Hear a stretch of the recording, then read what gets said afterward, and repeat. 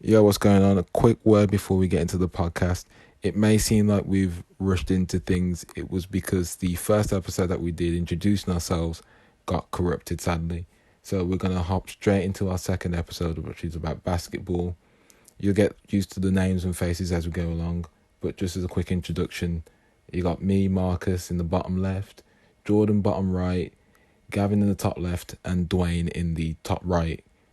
I also do want to say sorry for the mic audio that you hear through the episode, whether it's cutting out or it's a bit too loud or whatever. It's because some of them aren't using proper mics just because it was very quickly set up. As we go along, everything's going to get better as we're going to introduce cameras, we're going to get better microphones, and hopefully we have a proper setup in the future. But for now, just bear with us and hope you enjoy. Welcome to the GM show. Today we have a very, very special episode. We're going to talk about basketball, more specifically, the basketball off season, which has been pretty crazy, if I may say so. And to talk about this, we have a very good friend of ours, Dwayne. How's it going, Dwayne? Good. What's up? I'm good. As you are, I'm here. DWC! The second best thing to come out of South London behind Lowski.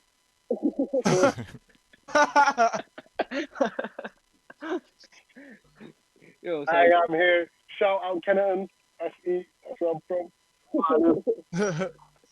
from. Mama made it. Rumors had it that Dwayne used to be better than Jadon Sancho. Yeah, I'm shouting that out.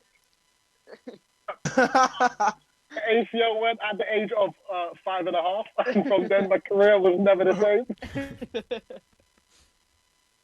One of the best midfields in Worcester. Quality out here. Just made my Sunday League debut, recently in Worcestershire. 2 goals in 2 games, on form right now. And I do.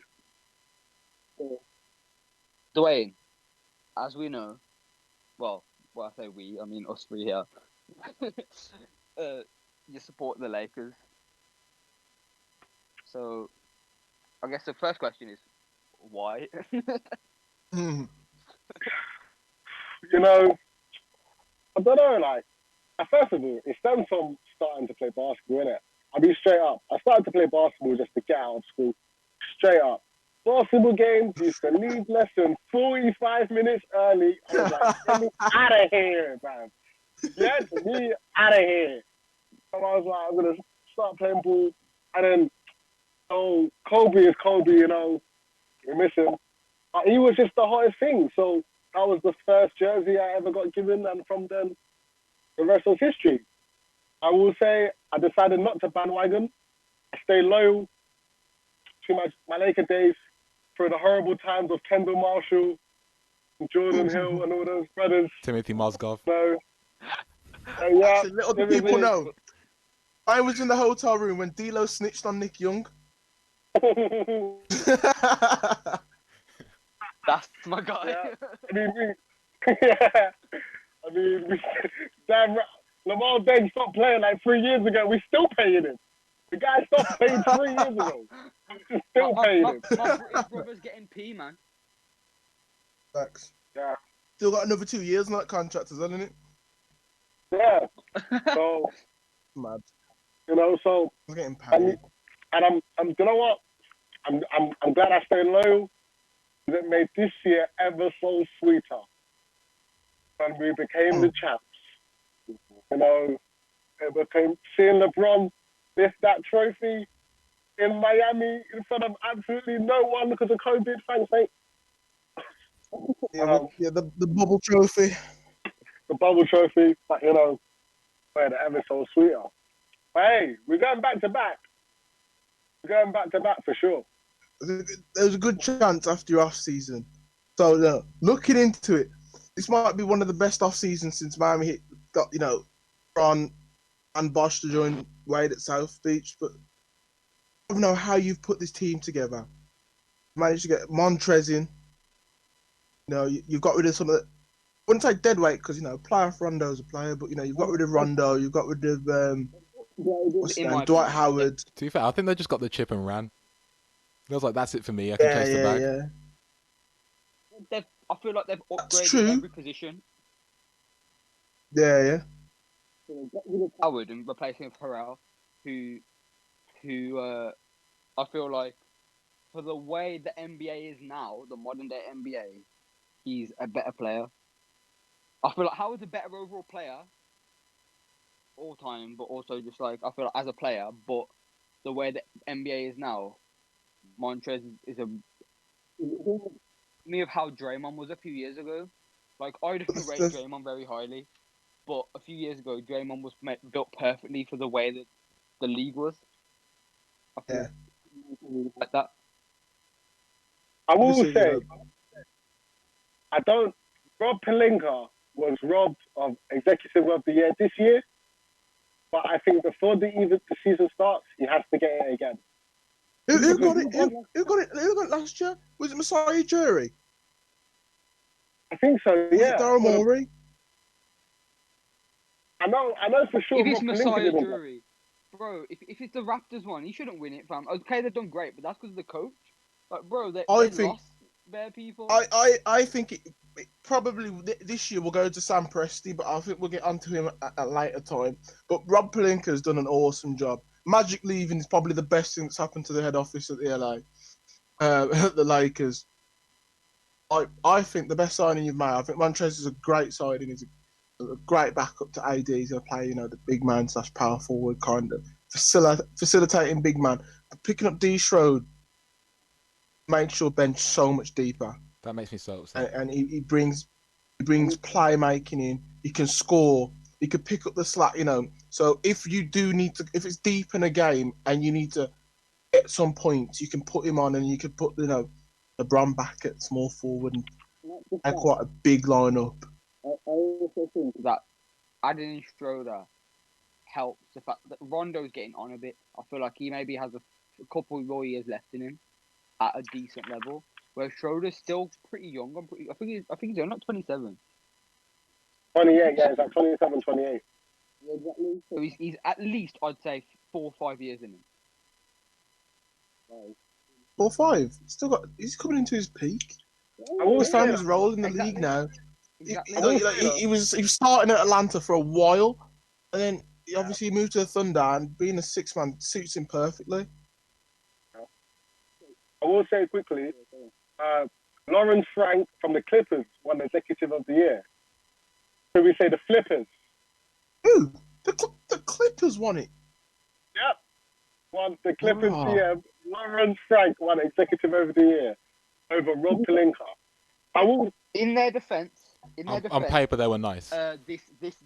I think all these the votes are cast before the playoffs. Mm. Yeah. Mm-hmm.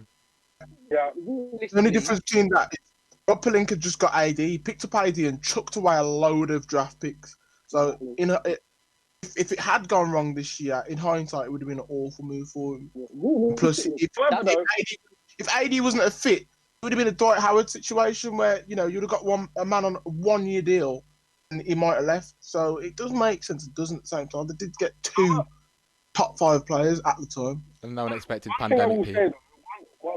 One thing I will say though, from Rob Pelinka's perspective, yeah, as you say, he had to throw away all those young players to get AD.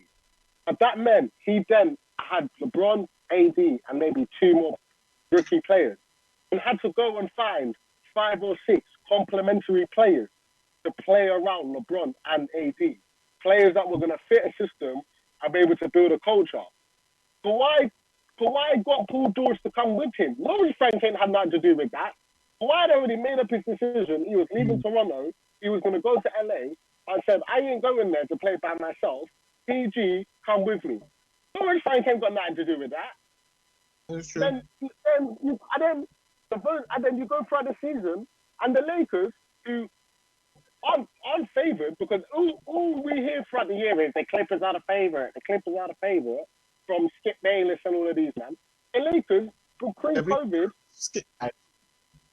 the Lakers, even before the bubble started, had the #1 record in the West. Mm-hmm. One thing I think that's very, very underrated from last off-season, or just last season overall, is the signing of Caruso. all the goat memes aside and all that, 'cause, like they've gone a bit dead now. He's genuinely such an important player to the Lakers. I think the hustle he brings, the Yeah, intelligence he brings. he's an energy And- player, isn't he? Yeah. He's like, you know, obviously you're down by 10, fourth quarter starts. Alex Caruso's the guy you want on the court because he's an energy, but he's not necessarily going to give you too much in terms of production. But he's that guy who's just going to get the ball rolling. So when Him being LeBron like a- comes back in, when AD comes back in, they're not fighting from like 15 down. It's more of a 6 or a 4, and it looks like the momentum swinging back. He's still. I'm pretty sure he's still pretty young.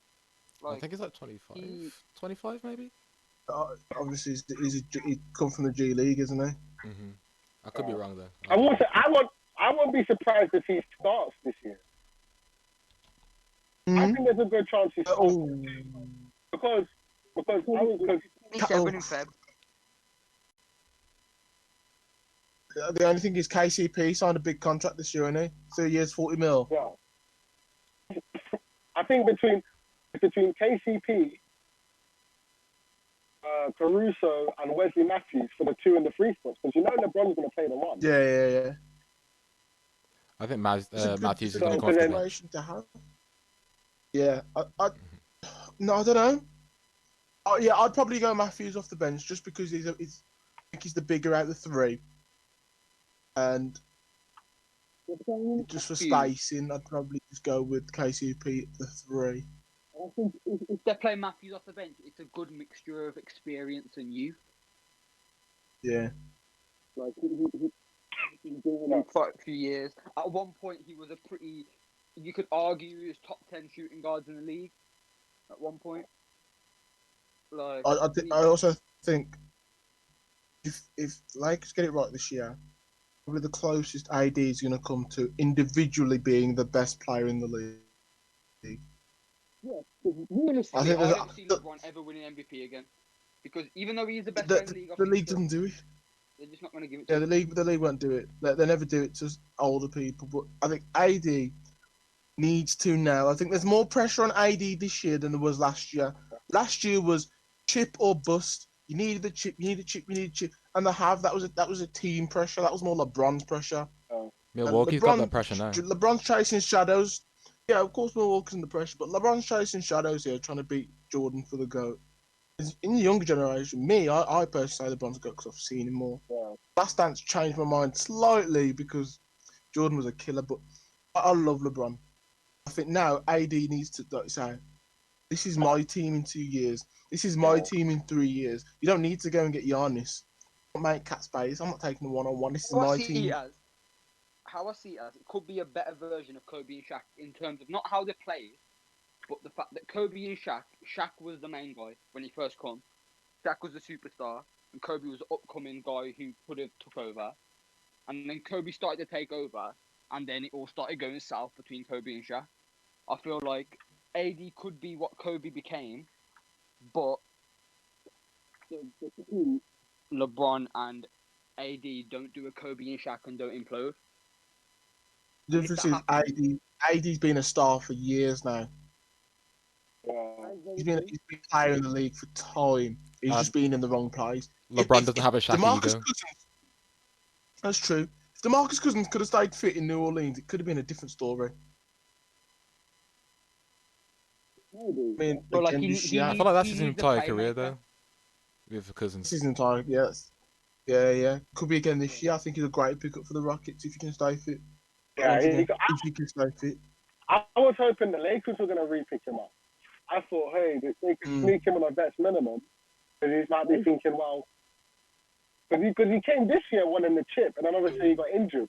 So I thought maybe why wouldn't he come back? But obviously, I'm guessing Houston offered him some money. But I think Houston offered him a 2-year deal as well. Whereas Lakers went off. Lakers, that was always going to be a 1-year deal. And I guess for him it makes sense because, like you say, he's one more injury away from retiring at this point. Yeah. I'd like to see where he'd play in Houston, because obviously they've just signed Christian Wood, and I think he's got a 2-year deal there as well. And that's a sick pickup that is for Houston. Yeah. Young, good forward / centre He was coming off probably his best year in the league last year, and I can't see Harden or Westbrook leaving now. I don't think there's enough pieces I think they movable want by the to. teams But interested. yeah, no one will trade for him. The only teams No one's gonna take interested in Westbrook off Westbrook him. are like the Knicks, and they ain't got nothing.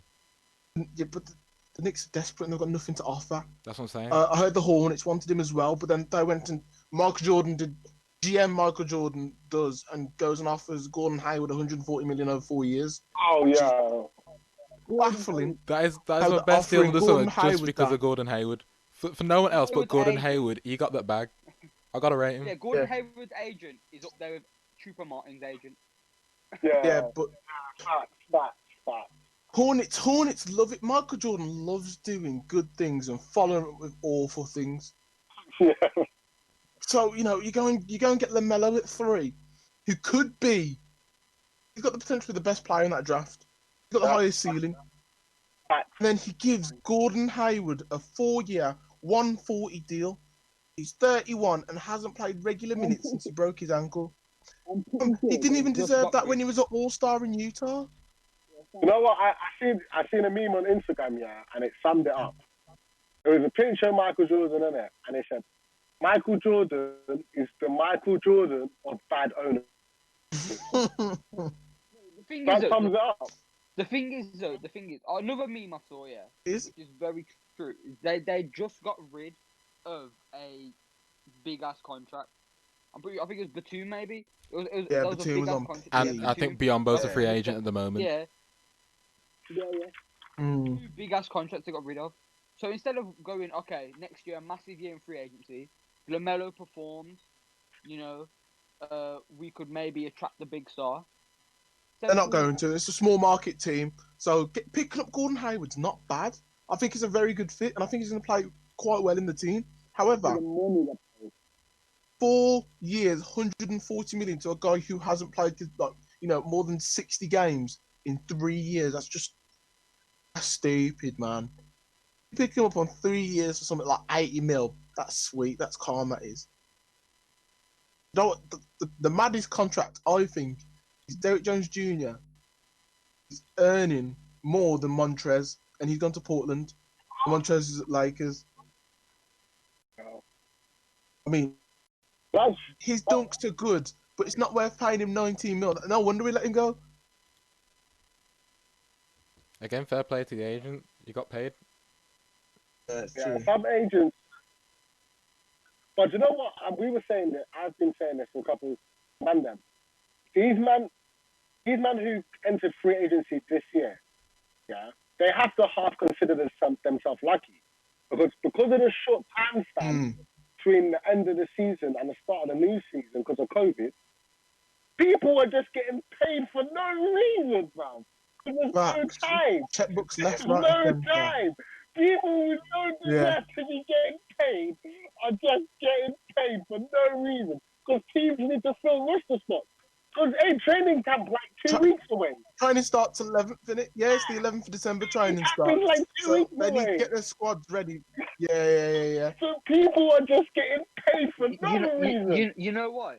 Because usually they'll off-season, obviously free agency lasts a lot longer, and also they have summer league, so they can rely that there'll be a undrafted player or a player from this like G League or something who'll perform in summer league, and they'll give them a 2-way contract.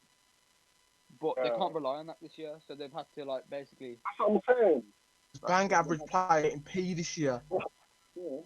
I'm seeing Joe Harris get the bag. Don't get me wrong. Joe Harris is a nice 2-guard, isn't it? Man can shoot the lights out the ball. He's Carl Corver. Man's getting the bag. For what reason? For what reason is Joe Harris getting the bag? Because he's gonna just hit 2-3 a game. Like what? Nobody's just got them getting the bag for no reason. It's been a weird year with that because, I was talking to you about it earlier, Dwayne.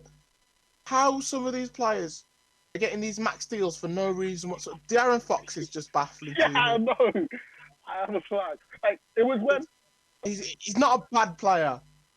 The contract he's on, he does not. I'm not saying he doesn't merit the max. I don't know what to say. It's just when you think of De'Aaron Fox, you don't think anything like a max player. Yeah, but De'Aaron no one Fox thinks of Sacramento in general. The Kings ain't gonna get no one better. Yeah, but that's exactly Kings ain't gonna get no one better. And if they don't offer him that max contract, he's gonna leave. So they've had to offer it, and they've kind of been stuck in. They're gonna have to rebuild anyway, because last year they gave Buddy Hield the max. Oh my. But They've Buddy got Hield, to go through a Buddy Hield, rebuild.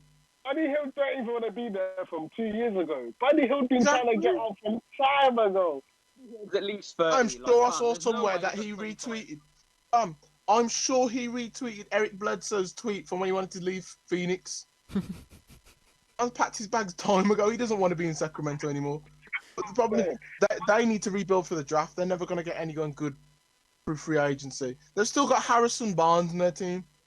Okay, so we're talking about the draft now, yeah. Who do Hmm. you think is the biggest winner of the draft? I personally think it's the Denver Nuggets. Yeah. They RJ got Hampton at they got 24. RJ Hampton at 24 is a pickup. Either hit them Aye. or the Warriors. The Warriors got Nico Mannion and they got Wiseman, and hopefully Clay comes back. The Clay that we all remember. He won't. Yeah, I not don't for a know while. if missed it, but he won't. Either way, they've still got Steph Curry, who is on his day top 3 in the league. I know, you know what? I straight up. It sounds the best way. I think it's Charlotte getting LaMelo Ball, and I will tell you why. Because, like Marcus said, no one even thinks about Charlotte. Mhm. Yeah, I've maybe not seen a Charlotte game on TV in 4 years. They're Yeah. gonna get some TV money this year.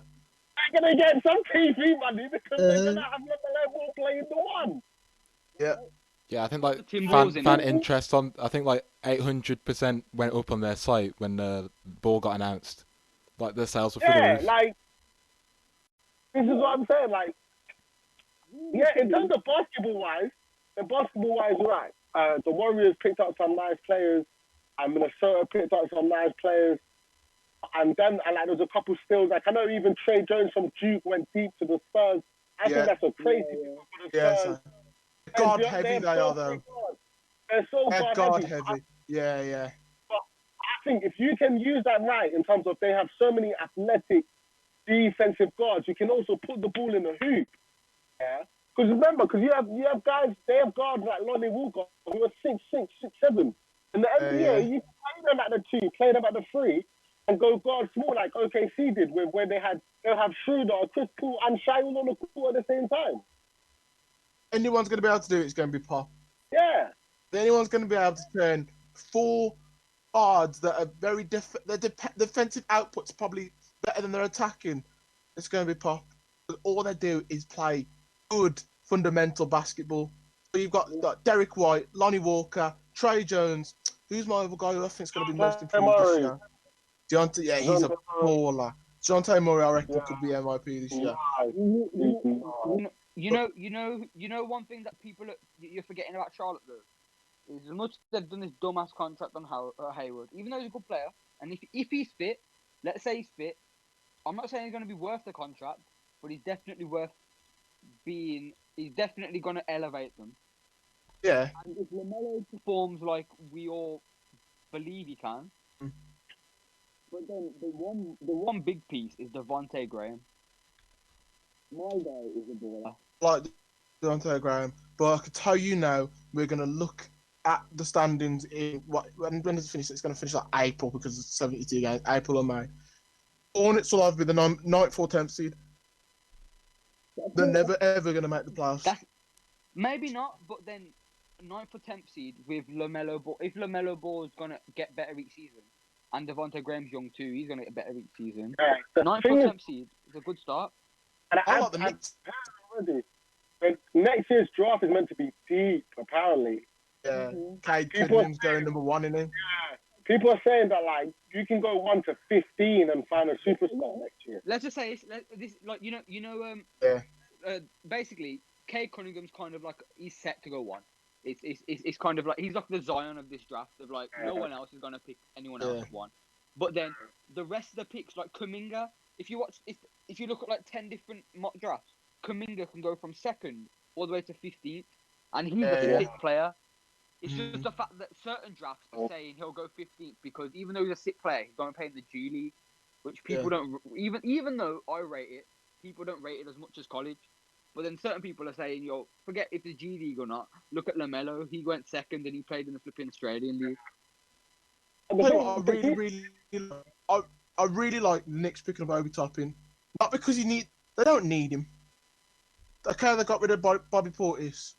They don't really need a power forward, but they needed someone that is going to put bums in seats this year.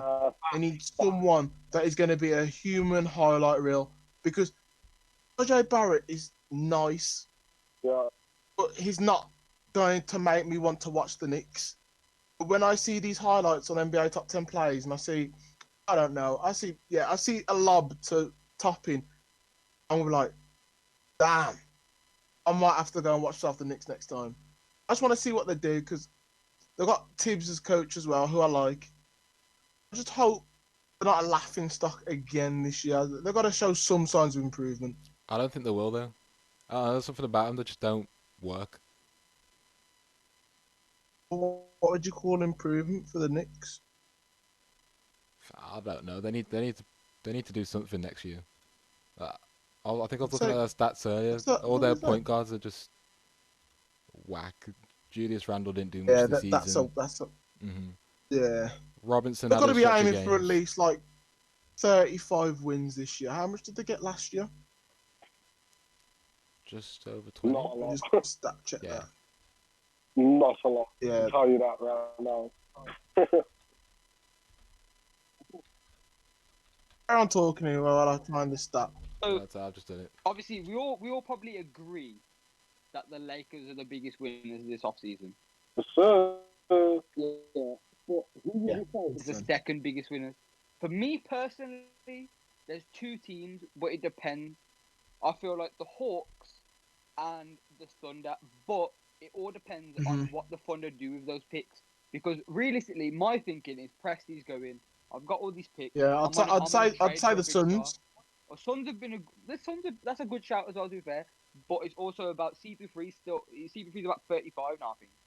Like he's getting anything. They've got max 3 years out of him if he keeps going at a similar level.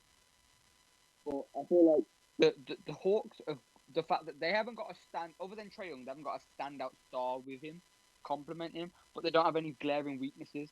They're a very strong team, like overall. Like Yeah. they're not gonna be exposed, but I also feel like they're gonna might have to rely on Trae Young too much. And then OKC is all about what they do with those picks. Because if in like 2 years time we're sitting here going, yo, OKC got these two stars with all these picks they had, and we're thinking, yo, they won the off season over Lakers. Like There's only two ways those picks are going to work. So you're either going to have the Boston situation, they picked all those picks off Brooklyn, managed to get Marcus Smart, Jalen Brown, Jason Tatum. Yeah, so they've got a deep lineup of very, very talented rookies. Or, on the other hand, it could be like the Timberwolves where you just keep picking up bust after bust after. You get your Johnny Flynn, and then you get Andrew Wiggins in a trade package. I know, but you know, we the rarely fact is, pick up. We me- rarely pick up me- bad. OKC rarely make bad. What you call it? Rookie as a signings. Timberwolves fan, we are a very poorly run organization, and Yeah. and Presti, in terms of executives, there's not many better. Yeah. Look at who they drafted. They drafted Harden, they drafted Westbrook and Durant in back-to-back drafts. Yeah. And then they also drafted Steven Adams. They also drafted, I think they got Ibaka as well. They drafted him. hmm Oh, by the way, the Knicks won 21 games last year. Yeah, they won 21 games last year. I saw that. So 35 is probably pushing it a bit. Let's go low for the Knicks and go 30. Obi Toppin yeah. is older. He's like a Michael Jordan in terms of he's spent a few more years in college, so he's more ready for the league, or like a Damian Lillard.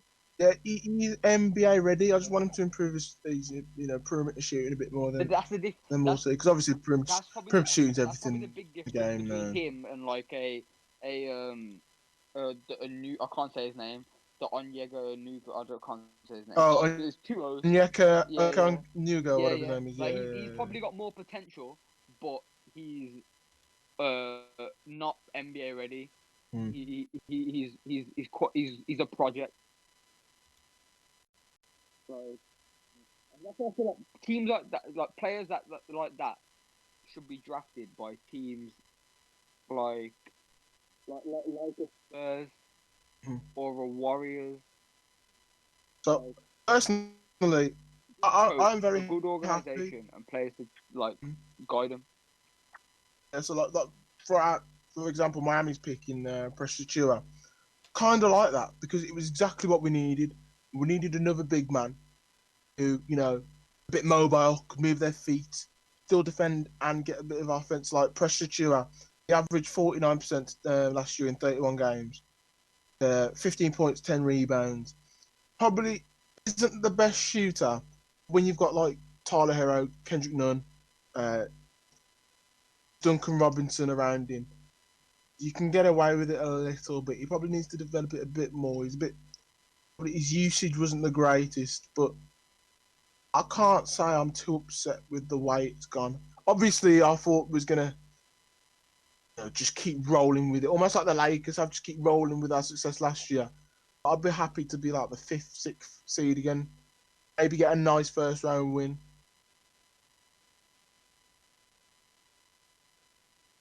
Seems chill for you. I don't know what's happening with us. As you said, it all rides on like who we pick. Because what we got this year, we got two players out the Euro League. One of them's not NBA ready. He's apparently too light. We got a centre. To be fair, we needed a big, but it's gonna take years in it. So I'm just here to watch what happens. Who did you draft? What's his name? It's like Pulisevsky or something like that. Pokasevsky. It's like That's the one. and some guy called Vic Oh, was Kochi. he part of the trade with Timberwolves? Was that the? Yeah, because we Who was promised that that we one? was gonna pick him. I forgot who we traded for him. I think that was the Rubio trade. Oh, okay, yeah, because he's That's gone back in it. me personally. As if I'm not thinking with my basketball head on, I love Rubio. Or like as I said when I first got into Timberwolves, Kevin Love. Also Rubio was the other player there. I love Rubio, and we got rid of Johnson, who I don't really like. I'm not really the biggest fan of. But we did get the 70th pick though. However, like with the 20th pick, we drafted McDaniels, who was a player. He was projected to go top 20. Like, As far as recruitment maybe goes. made lottery. So to get him at 28, that's pretty good. Like, I'm not saying it's steal, but we could be looking at this like a Gobert in the future. Like a player who yeah, made it later and then he's thriving. Your Wi-Fi struggled for that percentage. Yeah, But I'd say he went straight underwater for that one. Yeah.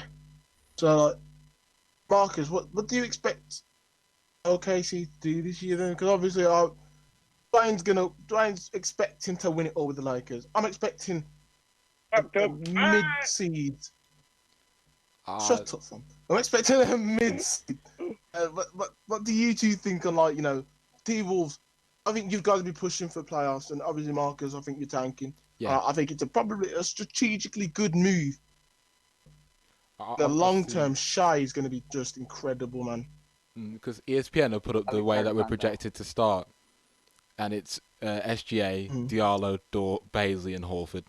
That's young as hell, and Yeah. it's just about them finding their feet and then just getting them the experience because we brought in like Trevor Ariza and that just to help them out. So I fully expect a tank. I wouldn't say you brought in Trevor Ariza. No one would take him off. It's not the You worst. should be happy to flip that for a couple second rounders. It'll happen in the end, but I'm not mad at him being there. I mean, I guess for you, man, it doesn't matter anyway because you've got like every single pick for the next 4 years. Mm-hmm. You're bound to land a Like, with the first pick in the NBA draft.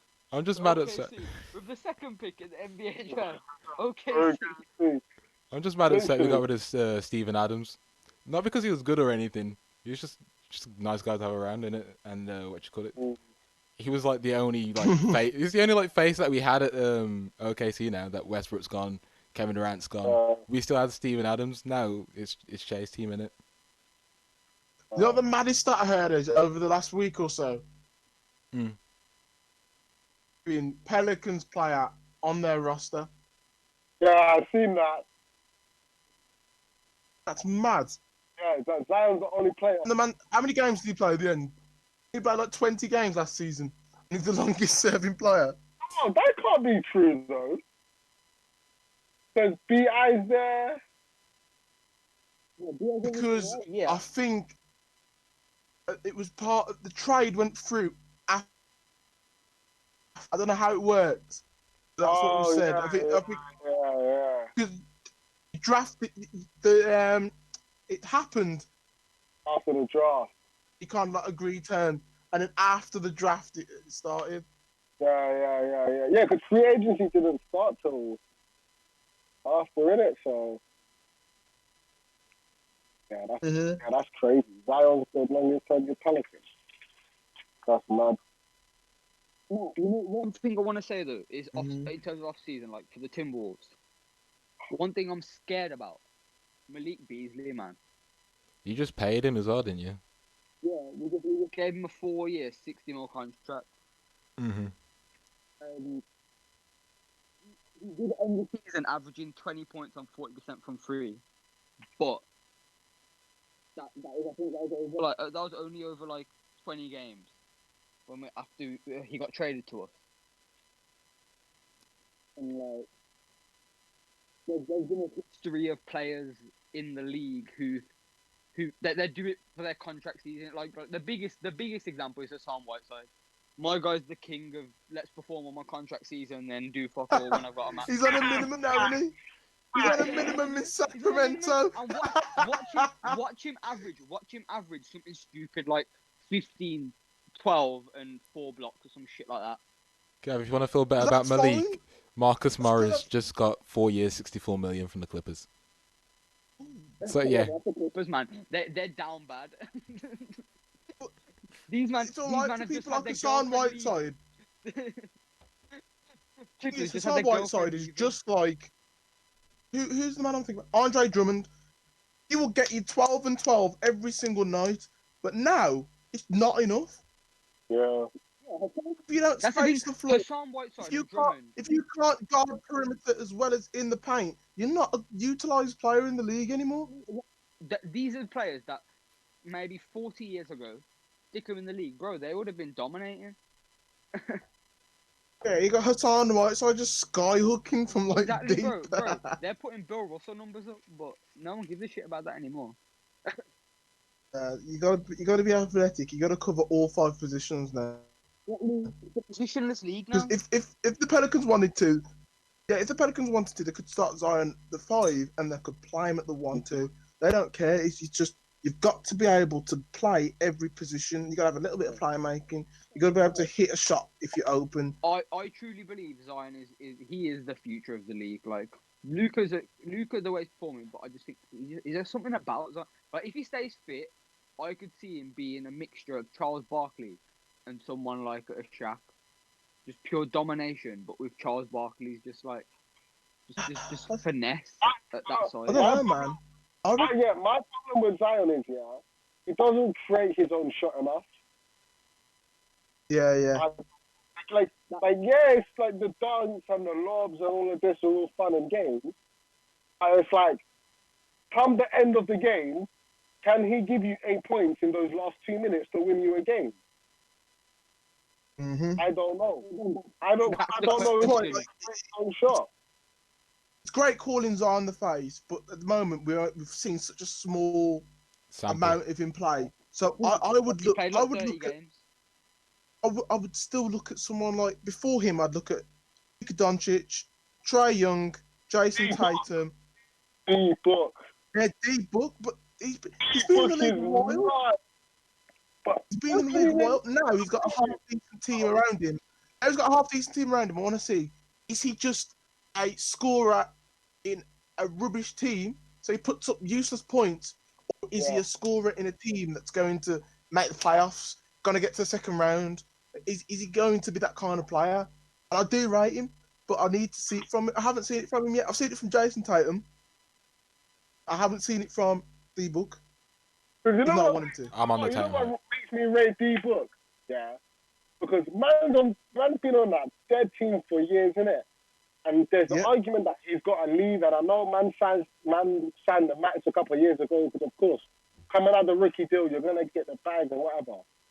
Mm-hmm. If we beat the amount of game winners, yeah, at the buzzer or not at the buzzer, this guy is here since he's been in the league. And they still don't win no games. If he don't hit them game winners, what? They win in 2 games a season. Does anyone else think Dwayne sounds like an angry fan on TalkSport? No, because it's a joke, fam. Like, how could you I have saw people today was an like, absolute disgrace. It's the mic quality. Yeah. because it vexes me, because D-Book is a killer. But man's been playing with bums for years now, bruv. Like, I'm just trying to see man in the playoffs once. It's just because it moves him. It's like AD. Like the Pelicans took the first 6 years of AD's career. AD would probably have an MVP by now if he went to with a half decent team. He'd probably have an MVP.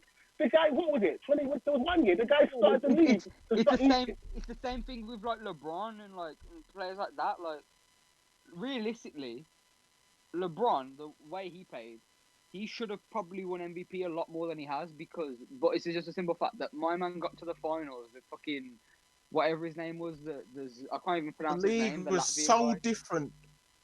Oh, Ilgauskas.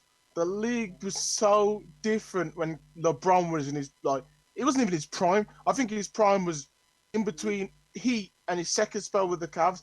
But when he took the 09 Cavs to 65 or 66 wins that year, they lost to the Magic in the Eastern Conference Final. That year was LeBron's year, and he missed out. That will always be one of his, I wouldn't say regrets, stopping him from being the GOAT conversation. It's not even the finals losses, because he's lost to the best teams, one of the best teams to ever play basketball. You know, one thing I feel like. But that year. You know, one thing I feel like this is like the GOAT in any sport. Like, it's kind of hard to say. Like, that's why I feel like Messi and Ronaldo in football you can kind of argue that because they're the same era. But I feel like LeBron versus Michael Jordan is 2 separate eras because the way the game was played, and also like, the fact that LeBron, like for example, Michael Jordan, Scottie Pippen was drafted to him, and they traded Rodman to him, whereas LeBron, he didn't have anyone. His first spell at the Cavs, the best he had was Pippen, Ilgauskas, and he was good. But is he Pippen? This is the best team LeBron's ever been in. Like the best team LeBron's ever been in. The Lakers now.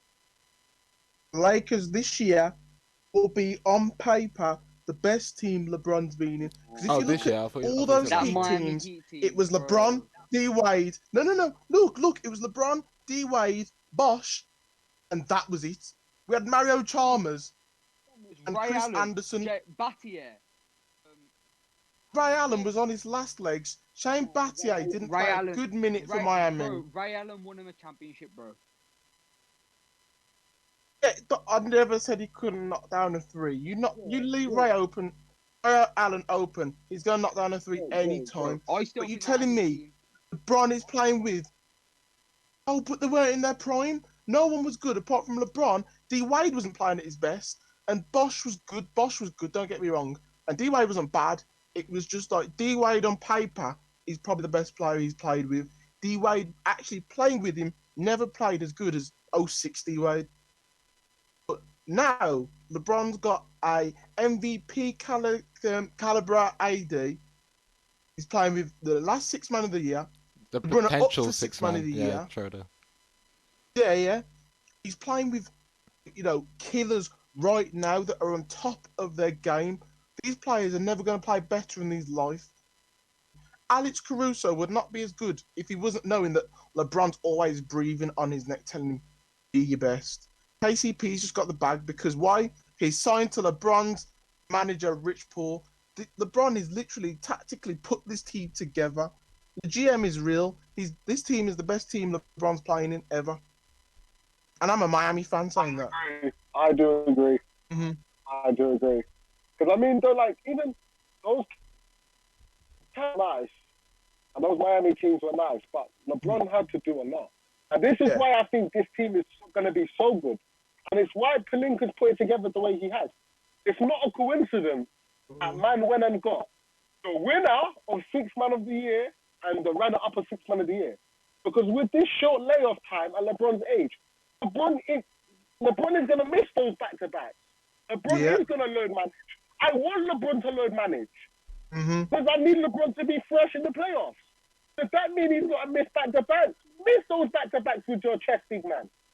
Take them off. Sit there with your cocoa or your little wine if you want on the bench and relax. And let Dennis Schroeder and Montrezl Harrell go for 30-year night alongside AD. That's why they've done it.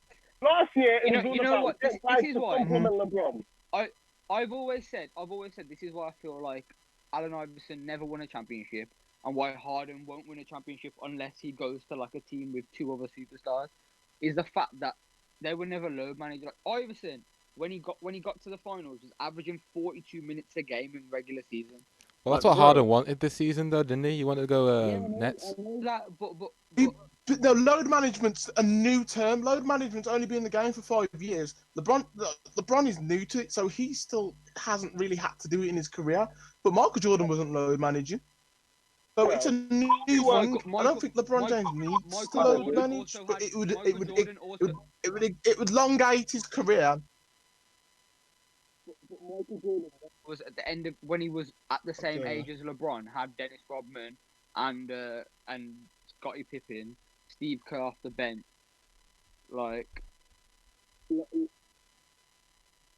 back then, three superstars could win you a whole championship. You didn't need that much of a depth chart. You know what I mean? You didn't need you need 12, 13 man. Now you do because people cannot play as long as they could. Because back then, if you look at the super teams that were made, like the Scottie Pippen, Dennis Rodman, Michael Jordan, and like that, they were made by people being drafted. Like Rodman was traded, but Rodman was like 36 when he was traded. Yeah, but he was traded because Rodman was seen as a problem. Rodman would want his chip in Detroit. But the thing is now, LeBron averaged last season 25, 7, and 10. Watch him next year average 22, 8, and 12. He's gonna average something stupid, but his scoring's gonna be down because he doesn't need to do as much because the team around him is that good. His highest averages come in years where his team wasn't backing him up, which was the first year in Miami when we got to the final and lost to the Mavs. And obviously the year when Kevin Love and Kyrie got injured in the finals and LeBron could have won MVP even though he lost. What year was that? 2014? 2015? 2014. 2014.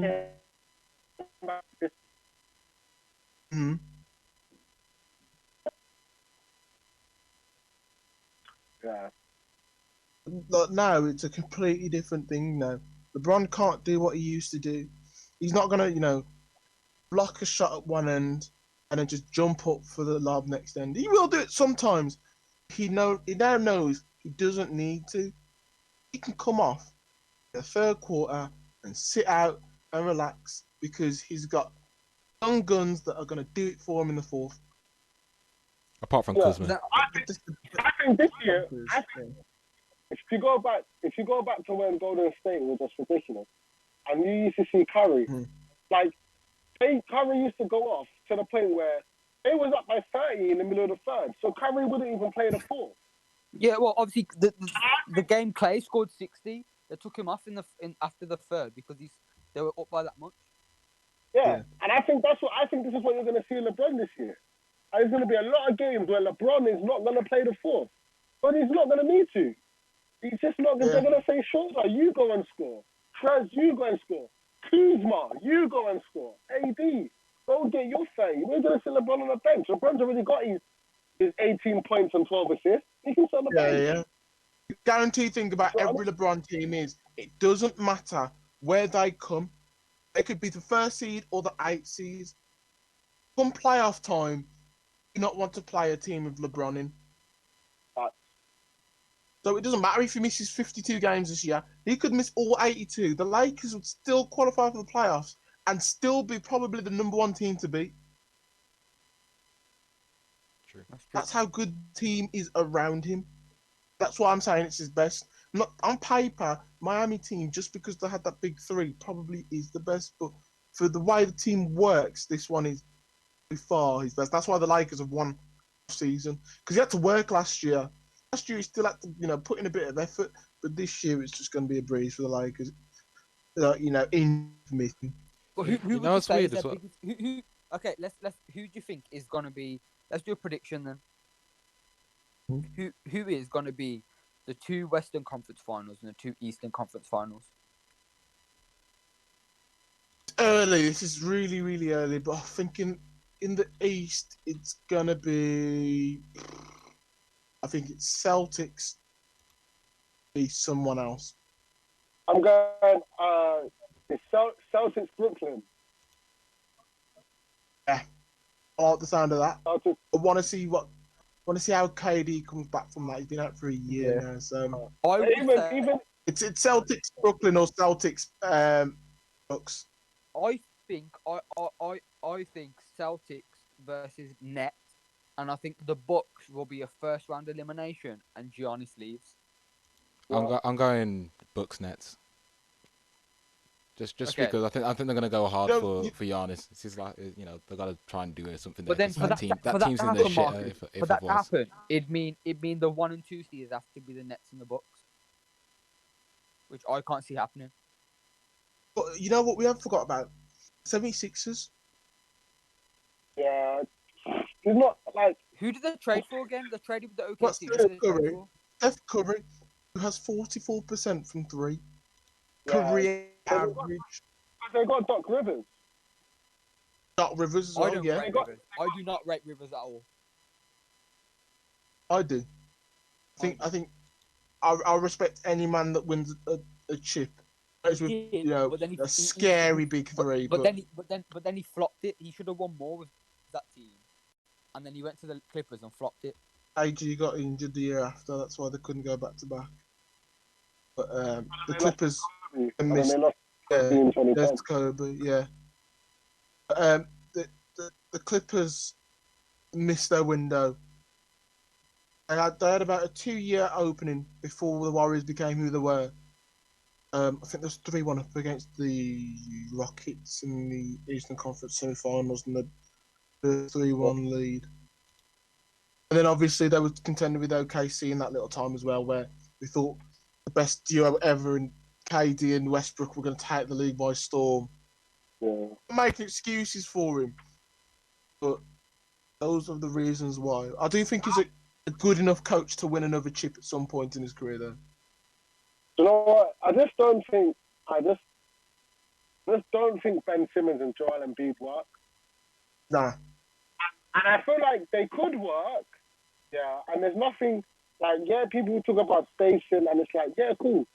Ben Simmons don't shoot the 3, but then Embiid does shoot the 3 well. So on paper, it should work. But I just feel like because they've been playing together for what, 2-3 years now. But Ben Simmons took a year out as well. So but Ben Simmons has been playing for like 2-3 years. Yeah. If they just don't have the chemistry now, it's just never gonna come. I feel like.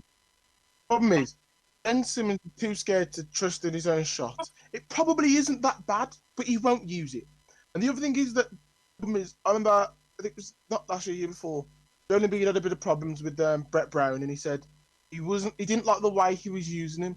Brett Brown was trying to get him to be that 3 that could space the floor as well. But he wants to be in the paint. He doesn't want to be that new style guy, even though if he did, he'd be the best center in the league. He does want to get to the basket as well. He does want to use his body. But he could do both.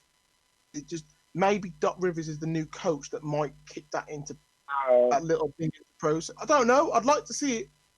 Can't see it really happening. Like you say, Given it the might be the case of because Doc has that chip, Mm. it may be that new level of where before where Brett Brown didn't have really. He's a good. I think to be credit to him, I think he's a good NBA coach. Yeah. Knows his stuff, but he didn't have that pedigree. Mm-hmm. You know what I mean? Like you need a coach to walk in and be like, I know about this guy. This guy doesn't have to tell him about himself. I know about him. You know what I Yeah. mean? Like this guy knew history, and maybe that's what Doc will be for them. I think mentally anyway, too many players on the Sixers are just too happy to like take the loss. Their head goes when they go down.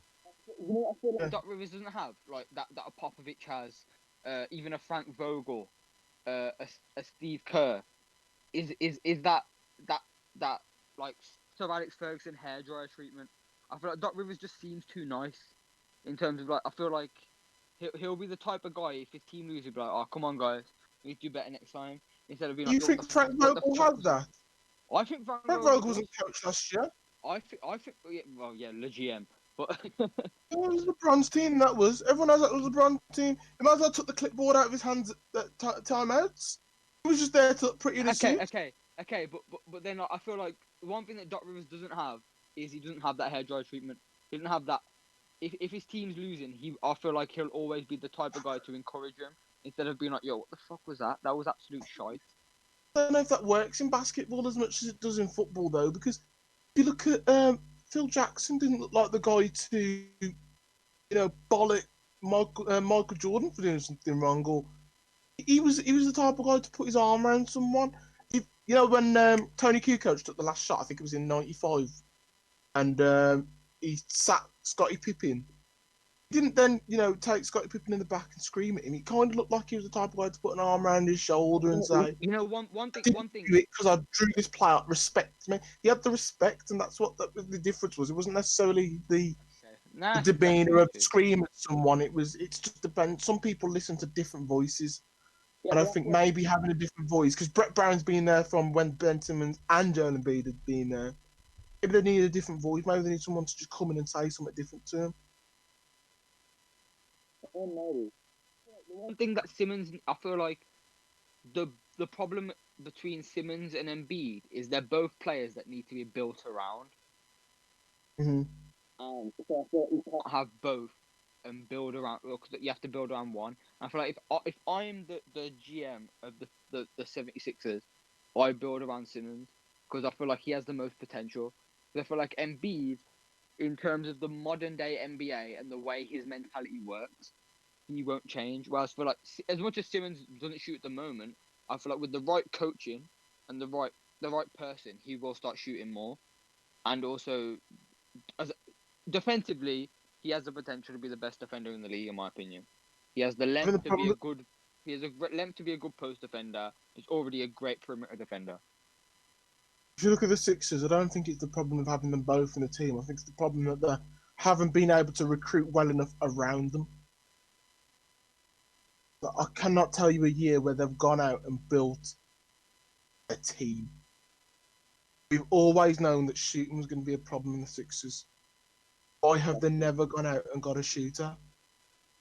I think they thought that Harris was going to be that. Yeah, Tobias Harris, he's been okay in spells throughout his whole career, but he's never been that guy to get you a bucket. They had Jimmy Butler. Mm-hmm. Not a shooter. He's the guy to get you a bucket. That year of Ben Simmons, JJ Redick, Jimmy Butler, Tobias Harris, and Embiid. Yeah. You had Jimmy Butler, you had everything you need. You need shooting, JJ Redick. You need defense, Jimmy Butler. You need someone to give you. Embiid is Embiid. What more do you need to win a chip? And they bottled it. They decided that they wanted to go with Tobias Harris and not give Jimmy Butler the contract. So, as a Miami fan, I'm really grateful to the Sixers head office for making that decision. And this year, to be fair, they got Danny Green and Seth. You gotta remember, they wear a Kawhi Leonard jumper spinning around the basket from being in the finals. No, man, they were going Eastern Conference Finals. Conference finals, sorry. They were very close to being a very good team. I don't know why they didn't pull the trigger on just running it back. They could have run it back. Yeah, obviously the bench would have been whacked. I watched Jimmy's podcast, and they spoke about this. Mhm. Jimmy's head was already in Miami, straight up. Oh, sorry. From the moment, Yeah. from the moment the shot went in, yeah, he knew he was in Miami. Yeah, he knew he doesn't say it openly. Himself knew he probably wasn't going to get a chance to run it back. Yeah. Jimmy Butler keeps dogs around him, man. He doesn't want this, chemistry problems and, we don't like you playing here, so we're playing there. That's why he's a perfect fit in Miami, because we've always had that mentality. You can't. Miami was the perfect fit for him, and that's why I don't blame him for leaving. Because look, I mean, in his case, he did the right thing, because man left and he went straight to the NBA Finals. You know what I mean? Mm-hmm. So in his case, he did do the right thing. But in terms of, that's why I think it was a big loss for the Sixers, man. Because Jimmy was a hooper. Even when and it was here, Wiggins. These men just want to be moist. They can't hide it. But that's the thing, really. I can't remember who we were talking about earlier, but it was the fact of having someone who's going to close out a game for you. And that's what Jimmy Butler brings to any team. If you're down in the fourth, you might not even be down, but you're going basket for basket in the fourth. If you pass the ball to Jimmy Butler, something's going to happen. Whether it be offense or defense. We spoke about the Eastern Conference now. So we all kind of said the same. It's going to be between Celtics, Bucks, and the Nets. Mm-hmm. West, I think, is a bit more straightforward on definitely one team. It's going to be the Lakers. Yeah, I looked at the odds, and with the Lakers. The Clippers were still odds-on favourites, Still going to be. Still got a very good team. It's not a bad. We didn't say in our predictions. We didn't say we did an Eastern Conference prediction. We didn't do a Western Conference prediction. Obviously, Lakers. I personally think it's between two teams. I think it's between the Nuggets and the Mavericks, and I feel it's down to Doncic or Jokic, who makes the biggest leap. I don't think the Clippers are. I don't think the Clippers are. I think they've lost way too much and not subsidised enough. I'll let you man talk. I've broke the seal. That was quick. I feel like the Jokic is if you could say to me, draw or create the perfect modern day NBA center, I'd Jokic is that. See, but I don't really rate Jokic, I think he can play in the post. He's got the passing ability of a guard. He can spread the floor. The one thing he's missing is that almost Shaq or Charles Barkley just ruggedness of I'm underneath the basket, I'm a score because I'm that fucking big and that good. Yeah. My problem with Jokic is I feel like Jokic suits Denver play around Jokic and it suits him, which obviously they would, because then it means that he's such a good player. But I don't know if he does what he does on many other teams in the NBA. So he gets away with being out of shape, man. Let's be real here for a second. He got more into shape after lockdown. He was in pretty good shape. Who are we on about? Yeah. Oh, okay, yeah. I just feel like the system is built around him. Let's be real. There's been many champions in the past whose systems have been built around one player and it's worked.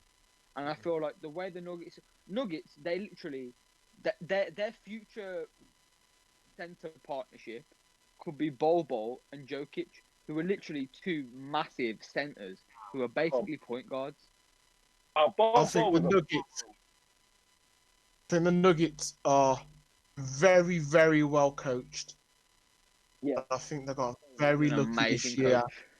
I think that they got very lucky this year that Jamal Murray decided to show up consistently. He's always been a good player. We've always known Jamal Murray could be of the caliber he played for that period of time. But let's not get ahead of ourselves here. Like, they've made continual improvement year on year on year.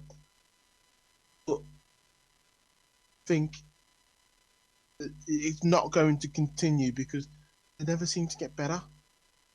They've got lucky with Michael Porter Jr., who I think is a very dangerous player if he gets more minutes.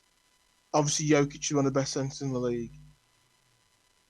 There's only so many times it's going to save them. They should have been out. They should have been out of the playoffs 2 times last year. Something mad happened, and luckily the Clippers completely forgot how to play basketball for 3 games, and then the Jazz was just one of the best series I've seen in playoff basketball. I like the Mavs, at the same time. They were the seventh Yeah, I seed think last year, weren't they? the Mavericks are very good, but I feel like the big thing with the Mavericks is Porzingis is the fact that he's injured a lot, Mhm. and the fact that he's not he's come to the league and he's got better technically, but he just stayed the same in terms of he is still a stick, and he just bullied in the paint. And at You the gotta end of the remember, day, everyone's got Mavs now because obviously Luke is going to either be the MVP or he's going to be just another very good player. With Luca playing as good as he did last year, Porzingis come back to full fitness, Tim Hardaway Jr. looked like a good player, and they still only got the 7th seed. And they're running it back. Lost Seth Curry. Josh Richardson, who once again is a very good defensive player. But they're basically running it back again. If Luca doesn't take the whole team on his back, can't see him getting past this first or second round again. I think Portland for me, they're just dogs. They're just their whole mentality. I think they're just gonna get stuff done. I mean, they're obviously not gonna beat the Lakers, but they're the outside picks for me. I ain't gonna buy They did into the get Dallas and that. lucky last year. They got Nurkic coming back. I think he's a very good player. They got the Lakers in the first round, so that was going to always be as it was. Exactly. Gary Trent went off in that one as well. Did. I think obviously he's not gonna put up numbers like that like all the time, but he's gonna get better. Mm-hmm. And what they got Anthony Simmons as well. Simons. I like him. Yeah, he's 2 years off being 2 years good. As a YouTuber, I watch this, but I don't know about the West. I think it's pretty straightforward in the Lakers, and then after that, it kind of gets a bit murky. so that one thing about the Mavericks is Steph Curry's a big loss in my opinion. Do and I don't. Obviously, like I said, Josh Richardson, I think, is what they needed more than Seth Curry. Steph Curry's getting better over time, I feel. Seth Curry's an awesome shooter. He's not much worse than his brother. He's not much worse than his brother, but they needed more defense on that team. It's so offensively heavy. Lucas still isn't an elite defender. Kristaps has never been an elite defender. They really haven't got good defense throughout the whole team. I've heard they've just offered JJ Barea another year, I think that's a good decision for them. I think it works for both parties, giving him to the Sixers who need shooting, and then Mavericks getting the defender. You can also knock down a three. Josh Richardson's not a bad 3-point shooter, and he offers probably a bit more in the paint as well. He's another guy who can cover 3 or 4 positions. He's not a bad fit. I do think Mavs are going to be good this year. I reckon 4 or 5 seed though. So who's in the final then, George?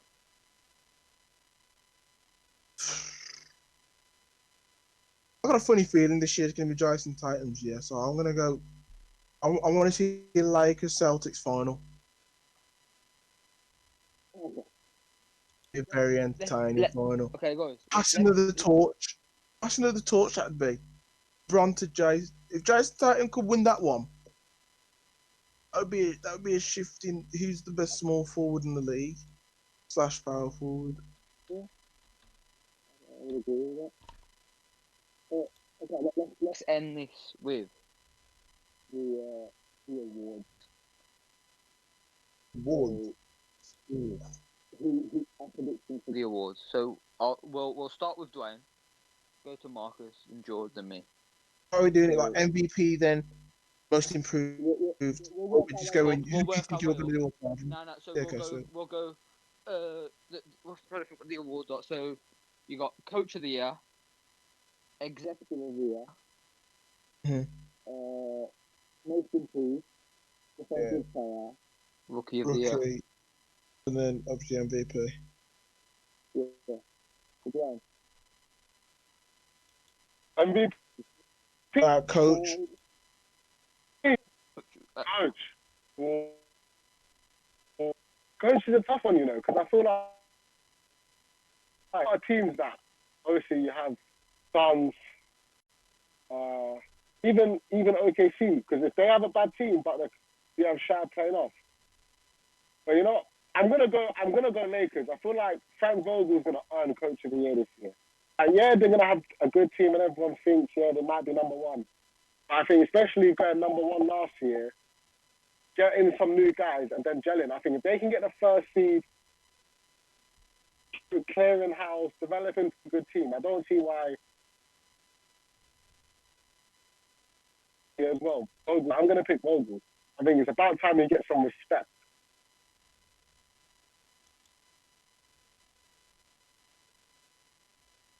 Who's going next? Marcus, you wanna go? Oh, is it me? Yeah, screw it. There you go. I'm just gonna go Nash. I see the You Nets. reckon Steve Nash? Yeah. It's just the outside pick. I see the Nets just doing bits this season. It's just like regular season wise. I think they're gonna come first seed. Just to throw it out there. Just because it's the East and there's only like four contenders anyway. So it's just one of those four. I think mine's going to be a throw out there, one. We haven't really spoke about the whole team at all, really. I'm going to go with Stan Van Gundy with the Pels. I reckon if he can get them to a nice like 5 or 6 seed this year, after missing out last year, if they can get 5 or 6 next year, they get Zion playing, elite level basketball.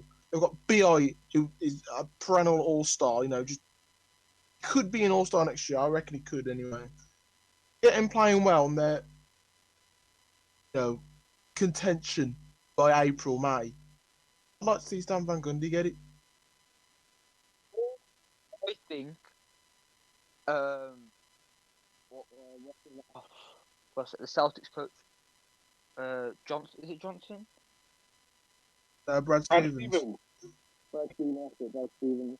I feel like he for me, because I feel like the Celtics will get number one in. I feel like the most impressive coach will be Michael Malone, but he won't get to the finals because the Lakers will. So I feel like Stevens will get Coach of the Year. Coach of the Year, is it Coach of the Year on the regular season? Regular season. They're announced after the postseason, I think, but or in the regular season. Executive. So Dwayne, start with you. I don't know who Dwayne's going with. Executive of the Year. Yeah, I mean, I don't know. I just feel like,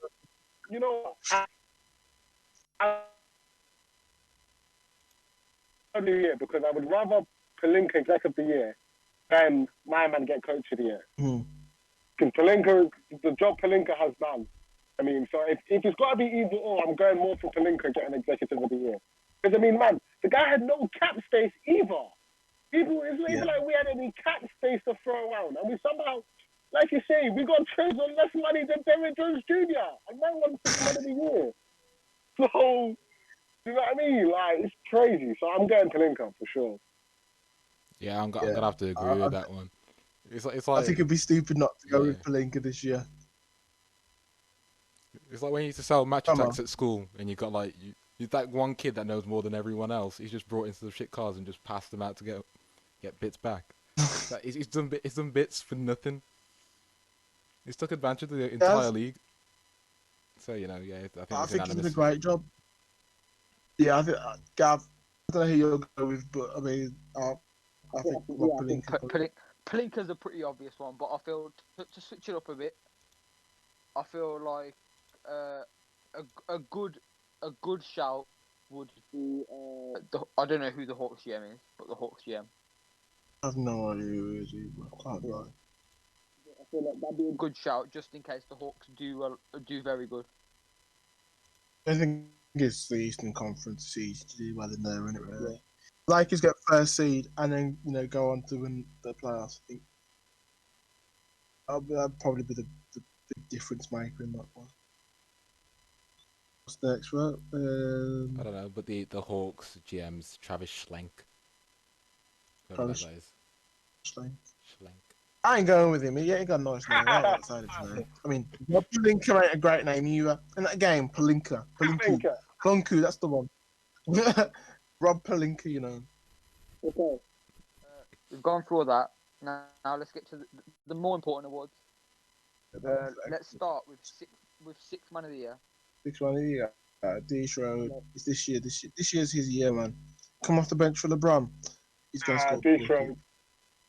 Mm-hmm. Yeah, as a OKC fan, I want it to be him as well. I liked him, so screw it. I just can't see anyone else. Yeah, what you saying? I probably do. It all depends on who plays more minutes, him or Trez. But I feel like that's probably the obvious one. If somehow Caruso doesn't start and he starts Schroeder or Trez, it could be Caruso. I don't think Caruso gives enough in the terms of statistically to be a sixth man of the year. I'm not entirely sure on his stats. Hold on, let me get this up. You have to bear with me a second. Carry on to the next one. I'll find out Caruso's stats. Okay. Who else? Is anyone got any outsider potential for sixth man of the year? Because I like Kendrick Nunn as well. I think Kendrick Nunn's going to take a backseat this year. Marcus Smart. I think that's a good one. Seth Curry if he doesn't start. Spencer Dinwiddie. Shit. Dinwiddie's a shout. Actually. Dinwiddie's a very good shout actually.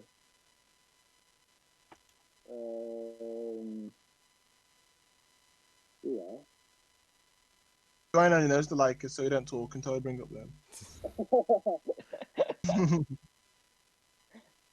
Lou Will's always a shout because it's Lou Will.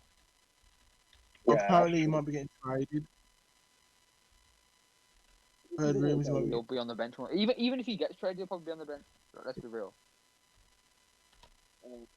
Yeah. Okay. So last year, Alex Caruso averaged 2 and 2. I mean, I guess depends on the Spurs have. Someone in the Spurs could be someone off the bench. I think it's their top scorer. Yeah.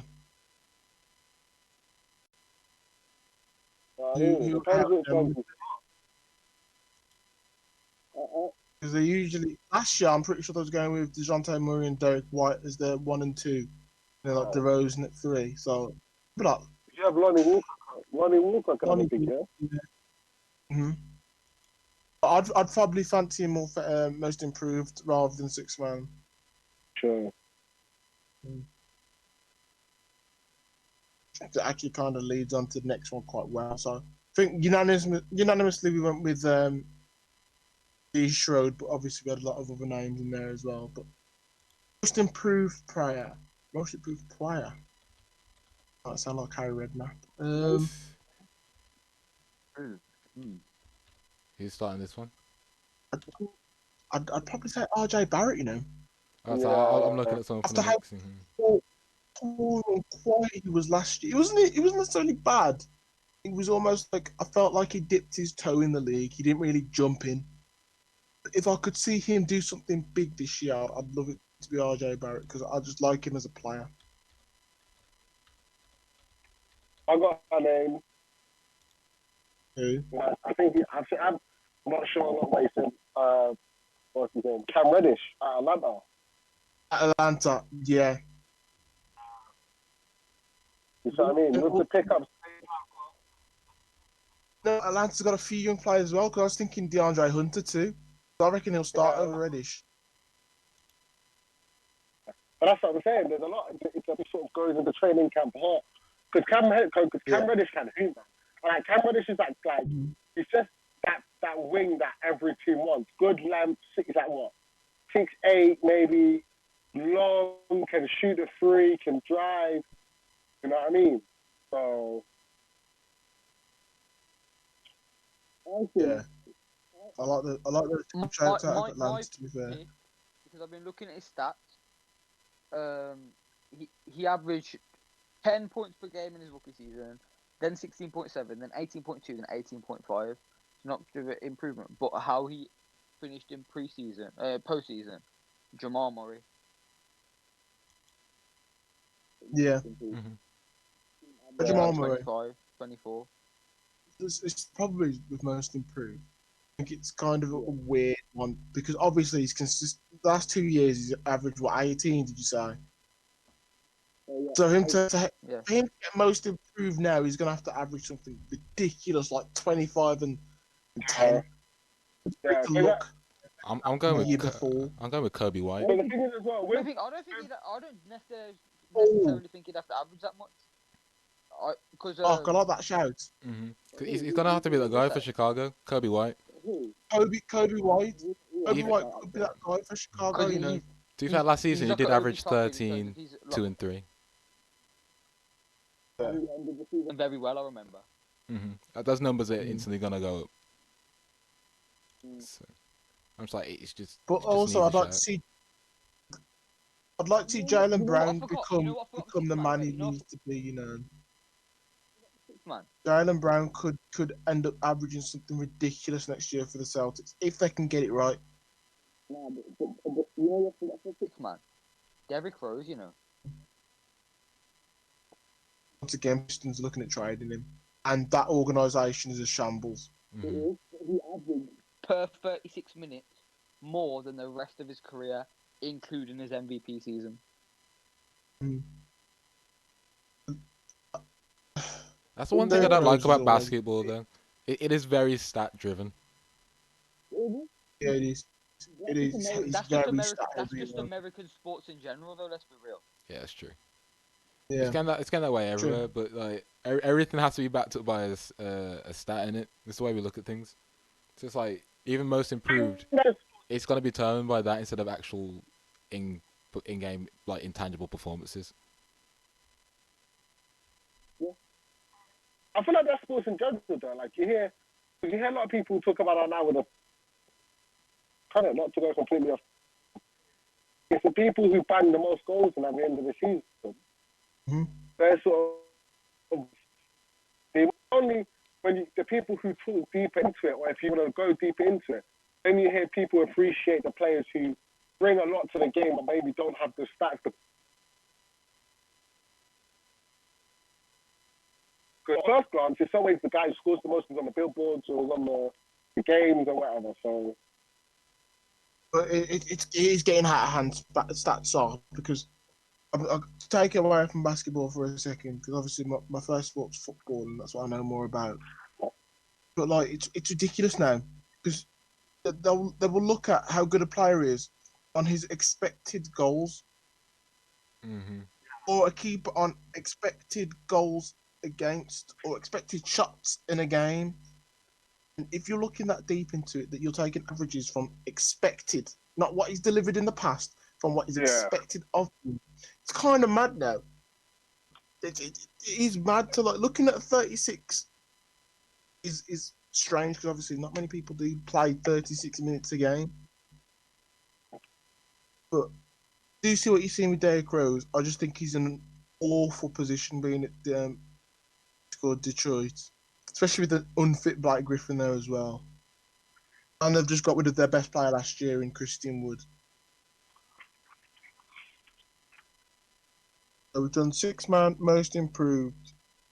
EPLY or rookie next? Yeah. Rookie. Go on. Okay.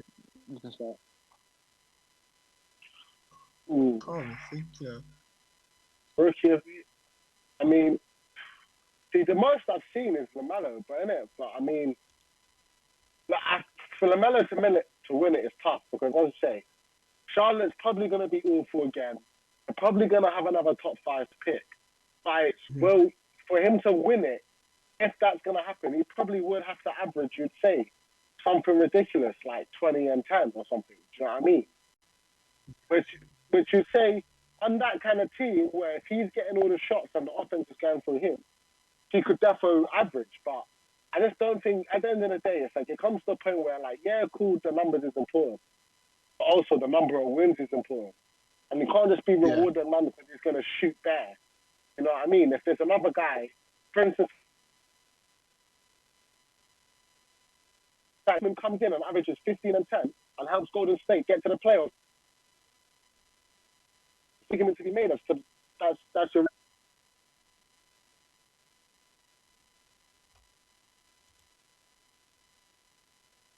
I kind of heard what Dan was saying. Yeah, I think he got cut that. out at the end. But I think he was alluding to like James Wiseman. But I think he's probably also up there for me. I haven't watched too much of him because obviously I think he was suspended for most of the college season last year. I don't know how much his game translates to not just the NBA but the Warriors. They were pretty much the inventors of the small ball. Like some games they'd be having Draymond at 5, Draymond Green was at the 5, and then like KD was at 4. So it's going to have to completely change their way they play basketball. But I could definitely see that. But I really like that Denny Abidai, who's at Washington. I think if they can get it right with him, Hachimura, Bertans, Don Wall, if he comes back playing like he used to, He don't even and want to Bradley play. Beal, I know, but they don't even need to make the playoffs for him to look quite good as the rookie. Yeah, true. I like the look of him as a player. Then I just James Wiseman. That's just my play was fully cut out. It's just I feel like if he like you say systems or whatever, it might be difficult. And I just say losing Clay's going to be tough. But I feel like if you look at the circumstance, if he goes there as a number 2 pick, and say he averages 15 and 8, doesn't average massive numbers. Maybe he's their second top scorer and number 1 rebounder, and actually helps them, along with Steph, make the playoffs with a team that now losing Clay, and in the West that is deep, the West is 10 deep. If he as a rookie can help them make the playoffs while averaging close to a double-double, that's a massive argument for why he could win Rookie of the Year. Even though I feel like there's going to be a lot of rookies, there's going to be a lot of rookies who are probably going to average 22, 23, 24. Because they're going to get to shoot hell out of the ball. I agree with that one because obviously I think people are forgetting how good the Warriors could be this year. They've lost Clay, but they've still got a starting 5: Curry, Oubre, Wiggins, Green, and Wiseman. Plus, off the bench, they've got good big men if Wiseman does struggle. So even if he does struggle in some places, but can still score points consistently, he could look a lot better than he might actually be, system or not. Because they've still got Kevin Looney and Eric Paschal off the bench, if Wiseman is the one they go with. But I think those two off the bench are quite good, backups. I could see him being quite good. Yeah, I'm agreeing with Wiseman. Here's what I added. Who I think biased is in the fact that I met him. But Halliburton. Tyrese Halliburton. Who did he go to in the end?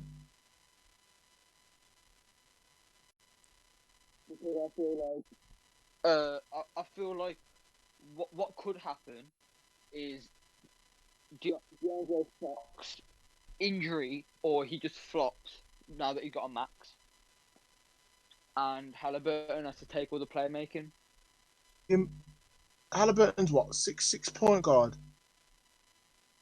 I could see him playing at the 2 and then Buddy Hill going to the 3, then being like a small ball kind of team. But I'm surprised he dropped that low. What did he go in? What did he go at in the end? Was it 12? Something like that, yeah. I think that's a good shot. I like that shot. I'd probably go with James Wiseman still, but I do like that Halliburton shot. I think, because like Anthony, personally, as a Timberwolves fan, I wanted LaMelo. Mm-hmm. You know, he wouldn't fit into the team as well because obviously D'Angelo. I just feel like Anthony Edwards. The one thing that scares me about him is he reminds me of Wiggins a lot because they both have the same mindset of they're not 100% committed to basketball. Mm. And we have a horrible history with draft picks, and then adding the fact that we kind of drafted Wiggins. Yeah. That no cap. Johnny Flynn. Johnny Edwards, Flynn, bro. that Edwards quote where man's like, yeah, I don't even watch ball like that. I was like, what? No, that wasn't the worst part. The worst part is when he said, if I was offered a contract in the NFL, I'd join in a heartbeat. Yeah. Like, fam. Things like that happens all the time in football, you know. Kyler Murray. Look at Kyler Murray. Kyler Murray's the #1 pick in baseball and American football, and he says he prefers baseball, but he's still balling out this year. And a sophomore looking at the MVP. He's in the MVP race, and it's his second year. It could be a blessing, it could be a curse. Stegen doesn't even know what the offside rule is. He's one of the best keepers in the world. Who does know these days? Don't take the offside rule, because I don't know the offside rule. Mo Salah's big toe was offside today. Yeah, he also doesn't watch football. That's what I'm saying. He doesn't watch football. Doesn't know anything about offside. He's still, the decent keeper. I think we could have an hour and a half podcast about VAR alone. That's for next week, bro. That's next week's one. Listen. If we talk about VAR, I need another invite. Special guest 2 weeks in a row. Yeah, bro. If anyone knows about refereeing, it's me, Dwayne. You've seen me in the club with my card. Oh my! Do you know what makes you joke? When I got that as a memory this Halloween, I was crying.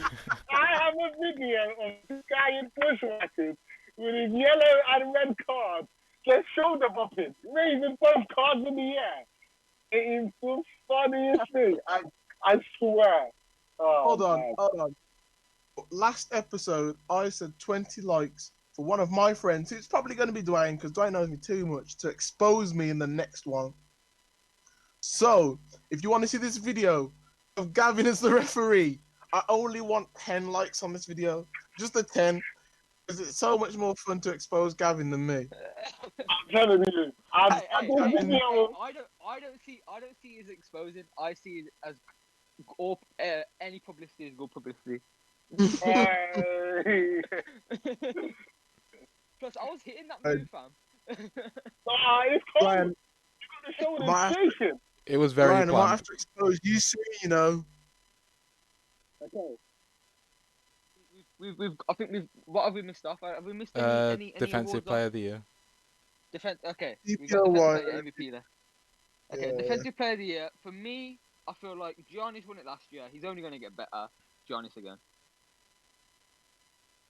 I think it's that Negro that cancelled the league is going to win it again this year. Because it's another team we haven't said in the whole podcast.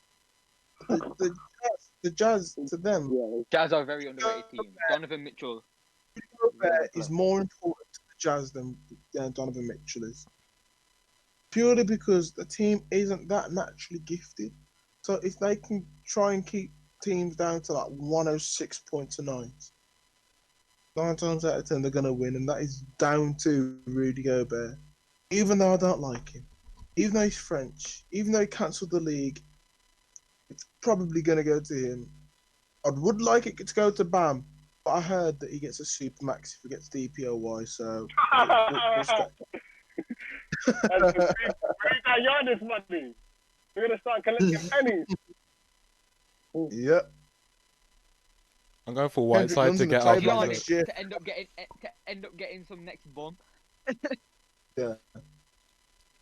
If Whiteside's at Sacramento and he's on the 1-year contract, he's playing to get off that. So I'm going with Whiteside. He's gonna average this year 20 and 20. The amount of blocks this guy's gonna get. Oh, man.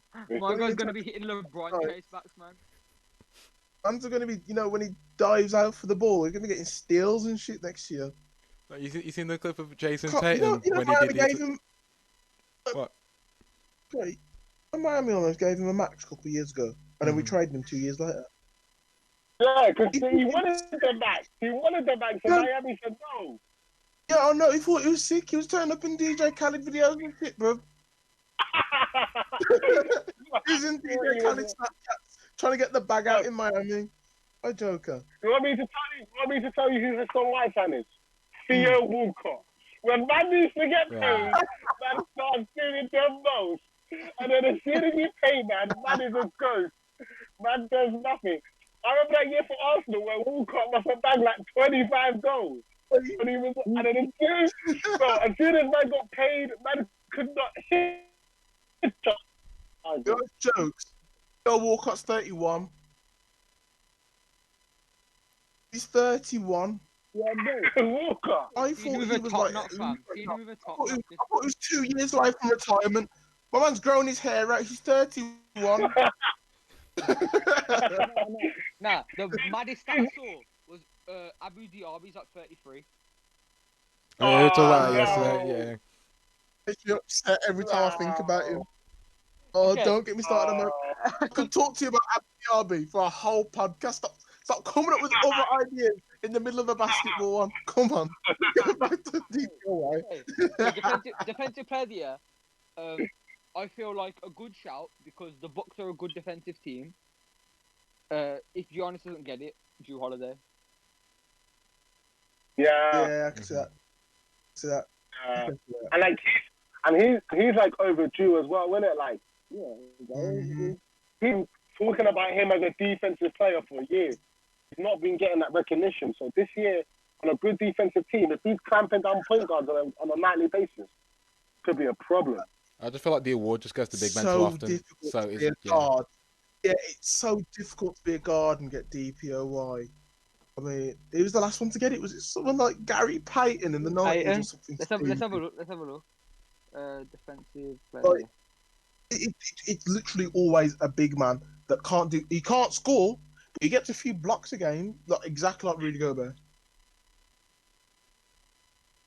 Just getting the stat. It's like Soccer Saturday. Just waiting for the live score. Okay, Kawhi got it, but he's not a guard. He's a forward. But the last guard to get it was Peyton in '96. Hey, we wasn't even alive. None of us in this room was alive. None of us were alive. Man. The closest The we've got to that is Draymond in a way, because Draymond could play guard, but yeah, the last guard is Peyton. You said Draymond could play guard. Let's be real. Point forward. He can defend your five. He can defend your five. He can't play your The terminology is point forward. Point forward is the terminology. Yes. Yes, thank you. Point forward. Okay, God, so we'll end it on this. We'll end it on this. MVP, most valuable player. I called it earlier in the video. I'm saying it now. It's AD this year. It's his year to win it. I thought it was gonna be last year, but LeBron said, you know what? I've got something to prove. But this year might have to be the year where AD just take over. LeBron said to AD, "Yo, young buck, give me 1 year." LeBron said, "Give me 1 year." They won the title. It's all his now. He's giving him the keys to the mansion. LeBron just wants an easy road to 6 chips so he can say, "MJ, what you got?" I genuinely believe it's AD this year. I'm gonna say, I am going to say Luka Doncic. You reckon you reckon he's ready for that jump? I think he is. I think The Mavs get the second seed, and LeBron performs that well that he outshines AD again.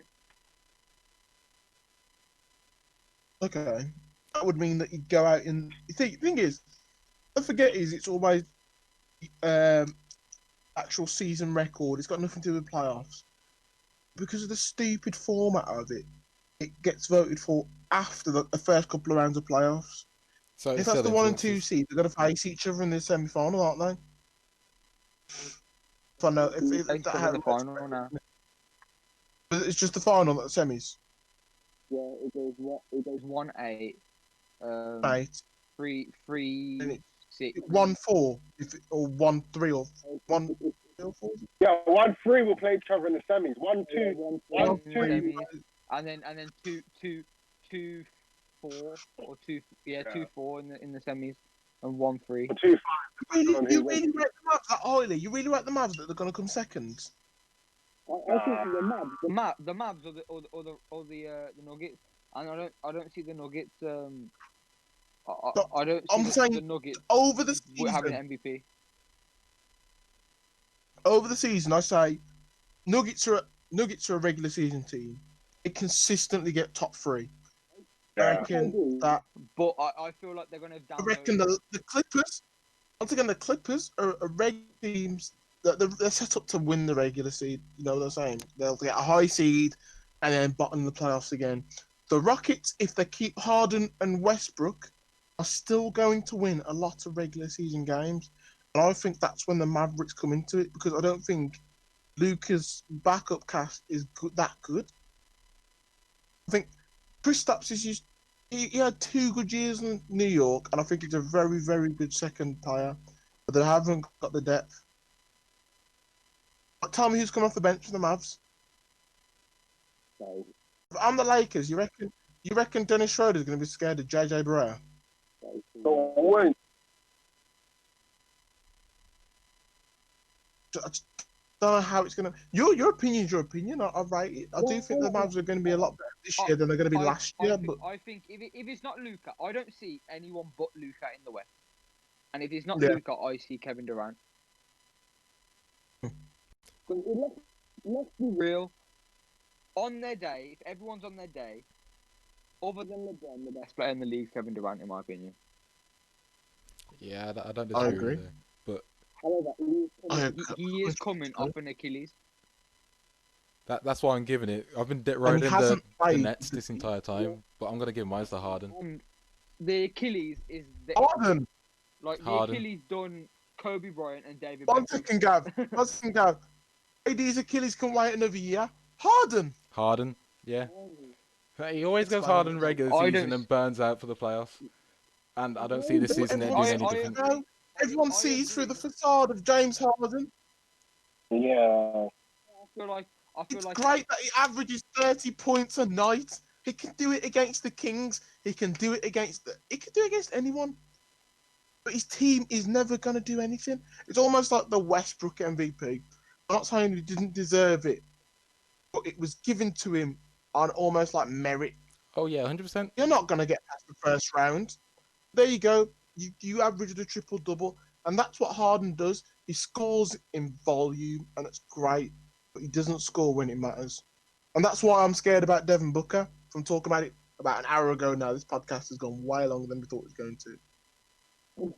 Actually, Should I check the time? If you score, It's 2 hours. go on then. It doesn't matter if you score meaninglessly. Lord, meaningless scoring doesn't equate into success. That's what James Harden has done for the past 4 years. He meaninglessly scores. He scores in dead games. He scores in games where it doesn't matter. So his lowest score against a team in the NBA is probably something ridiculous like 32. When it comes to playing that same team that he's just scored 50 against in the regular season for the playoffs, he suddenly shoots 2 for 13 from 3. And then his backup, who's supposed to take the ball off him when he's struggling, is Russ. But as you said, it's a regular season House award. True, but there's voter bias, bro. You can't consider it just a regular season award anymore. I think Harden, the fact that he didn't win it this year shows that he won't win it again unless he does amazing in terms of gets to one seed or something stupid like that. Because then the first. He's streak in the year, didn't he? Westbrook got a triple double and they've got him MVP, and then he got triple double, even better triple double the next year, and they didn't even. I don't think he was even top 3 because they saw through it. They're like, okay, he's just getting stats now. He's getting stats for the sake of stats, not to make his team better. I truly That believe team was that going to get Jason any better Tatum. anyway. I truly believe Jason Tatum's going to be a top 5 player in the league next season. Oh, for sure. Tatum is nice. I agree. I don't think he's going to get MVP because I think Giannis is too dominant. I think AD is too dominant. Their game allows them to look absolutely just. They destroy teams easily, but Jason Tatum is the model 2020 basketball player. There's nothing he cannot do. Offensively, he's solid. Perimeter, solid. He can drive down the line. He can play in the post. He can shoot a 3. He can, post up and then hit a little fade. Jason Tatum is the perfect model of a basketballer. I don't think it's going to be long before he's the best player in the league. I think he's got more. He's got a higher ceiling than Giannis. Just Giannis. I disagree for the simple fact that I feel if Giannis gets a 3-point shot, he is undefendable. How long have we been saying this for? Ben Simmons is the exact same. If Ben Simmons could shoot a 3, he's the second incarnation of LeBron, but he can't. Jason Tatum can. If you could play make a bit more, he would be a lot better. But I truly believe he's the next one on the block. I'll give him 2 years. If he doesn't get top 3 2 years, then I don't know what's next for his career. But I'm a little schmissed. I'm talking about my ass, but I back it to a certain degree. On for very, very long. But to be fair, it's been pretty good, pretty what's the word? Invigorating. Good content, very good content. All right, now I can tell the drinks guys you here. like- Invigorating. Yeah, I haven't stopped talking. I've been chatting for time. Dwayne, thanks very much for joining us today, man. I appreciate it, boys. I've had a great time. I've downed 4 Bud Lights in the space of this podcast, so I'm about to leave this very tipsy, I must admit. Leave a comment down below if you think Dwayne should join us for more of these. Cause I think his talk sport commentary was brilliant. I'm definitely trying to be back. That's what I'm saying. Ben already knows. Man United, VAR, whatever. Get out your boy. I'm here. As I said, second finest thing to come out of Kenneton behind Lowski. You know what I'm saying? So, I'm here, man. Not doing that, lockdown and that got me chilling. So, yeah, I've had a great time, boy. Thank you very much for joining us, Dwayne. Guys, Gav, thanks for take it away with the outro. watching. We had a lot of fun. It's an amazing time. Remember, like, share, and subscribe. And see you in the next one. That's it. Peace. That's Gaz might went underwater. Yeah, man.